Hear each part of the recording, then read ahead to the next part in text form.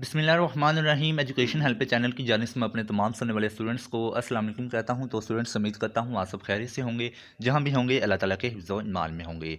तो आज की इस वीडियो में हम बात करेंगे लैट की यानी कि लॉ एडमिशन टेस्ट की।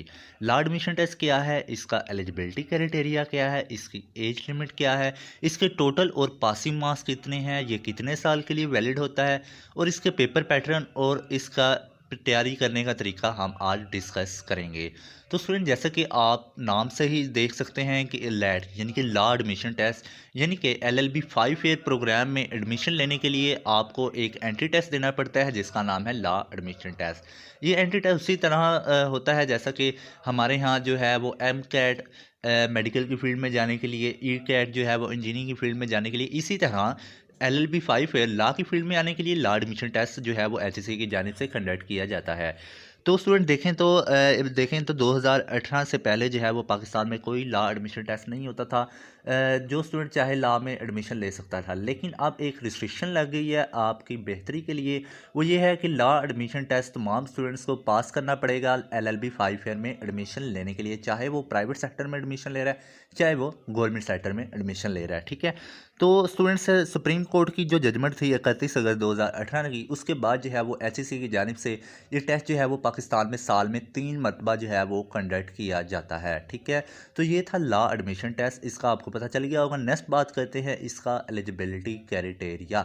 ठीक है, यानी कि कौन कौन स्टूडेंट जो हैं वो एलिजिबल हैं इस लॉ एडमिशन टेस्ट देने के लिए। ठीक है, तो सबसे पहले वो तमाम स्टूडेंट्स जो कि HSSC यानी कि इंटर जो है वो क्लियर कर चुके हैं, और जो है वो या फिर वो तमाम स्टूडेंट्स, ठीक है, जो कि इसके इक्विवेलेंट डिग्री रखते हैं यानी कि 12 ईयर एजुकेशन के इक्विवेलेंट ईयर डिग्री रखते हैं, वो तमाम स्टूडेंट इसके लिए एलिजिबल हैं। दूसरे नंबर पर वो तमाम स्टूडेंट जो कि सेकंड ईयर या फिर इसके इक्विवेलेंट डिग्री के पेपर्स दे चुके हैं, ठीक है, एनुअल पेपर दे चुके हैं, उसका रिज़ल्ट का वेट कर रहे हैं। ठीक है, जैसे कि कुछ स्टूडेंट्स जो हैं वो सेकंड ईयर के पेपर देकर जो है वो रिज़ल्ट का वेट कर रहे होंगे। ठीक है, वो तमाम स्टूडेंट जो है वो इसके लिए एलिजिबल हैं।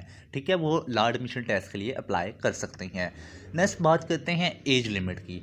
तो LLB में जो है वो एज लिमिट जितनी है वो वही लॉ एडमिशन टेस्ट के लिए एज लिमिट है। ठीक है, एज लिमिट जो है वो 26 ईयर जो है वो मेल के लिए इस टाइम जब मैं वीडियो बना रहा हूँ। ठीक है, और दूसरे नंबर पर जो फीमेल के लिए जो एज लिमिट है वो है 27। ठीक है, तो ये किसी भी टाइम चेंज हो सकती है एज़ पर HSC पॉलिसी। ठीक है, तो नेक्स्ट बात करते हैं इसके टोटल मार्क्स कितने होते हैं और इसका पासिंग मार्क्स कितने होते हैं। कि टोटल मार्क्स जो है वो सिलेबस के मुताबिक जो है वो 100 हैं। टोटल मार्क्स कितने 100 हैं, और इसके अलावा जो है वो पासिंग मार्क्स आपको 50 चाहिए होते हैं एग्ज़ाम को क्लियर करने के लिए। ठीक है, 50 मार्क्स आपके कंपलसरी हैं। इसके अलावा अगर आपके 49 भी हैं तो आपका लॉ एडमिशन टेस्ट क्लियर नहीं है, आपको दोबारा करने पड़ेंगे। ठीक है, तो स्टूडेंट्स अब बात करते हैं इसके रिज़ल्ट की वैलिडिटी के बारे में। तो स्टूडेंट्स इसका जो रिज़ल्ट होता है ना वो ये 2 साल के लिए वैलिड होता है। ठीक है, फॉर एग्जांपल अगर आपने 2022 में अपना लॉ एडमिशन टेस्ट दिया है, उसको क्लियर किया है, तो जो उसका रिज़ल्ट होगा ना वो 2024 तक 2 साल के लिए वैलिड होगा। ठीक है,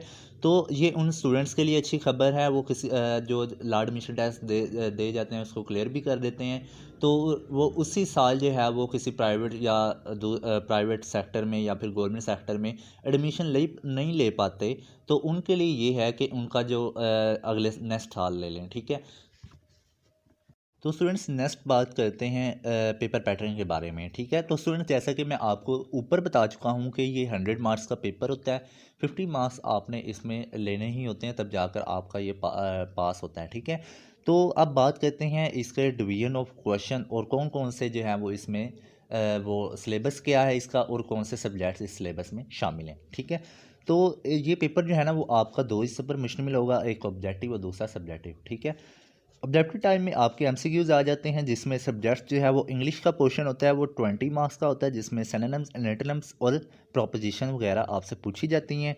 ठीक है, ये 20 मार्क्स का पोर्शन होता है। नेक्स्ट है जनरल नॉलेज का भी 20 मार्क्स का पोर्शन होगा। ठीक है, इस्लामिक स्टडीज़ आ जाती है, ये 10 मार्क्स का पोर्शन होगा। पाकिस्तान स्टडीज़ का भी 10 मार्क्स का पोर्शन होगा, और उर्दू ये है 10 मार्क्स का, और इसमें उर्दू आपने ग्रामर करनी है। ठीक है, MCQ जो है वो मैथ के हैं, और वो भी 5 जो है ना वो 5 नंबर्स का होगा, ठीक है। ये बेसिक मैथ पर आपका मुश्तमिल होगा हिस्सा। इस तरह जो है वो 75 मार्क्स आपके हो गए एमसीक्यूज़ के, ठीक है। अब जो रिटन में है ठीक है, वो है ऐसे, ये आप उर्दू में भी लिख सकते हैं, इंग्लिश में भी लिख सकते हैं। ये 15 मार्क्स का होगा, ठीक है। और नेक्स्ट है पर्सनल स्टेटमेंट, ये भी आप इंग्लिश में भी लिख सकते हैं, उर्दू में भी लिख सकते हैं।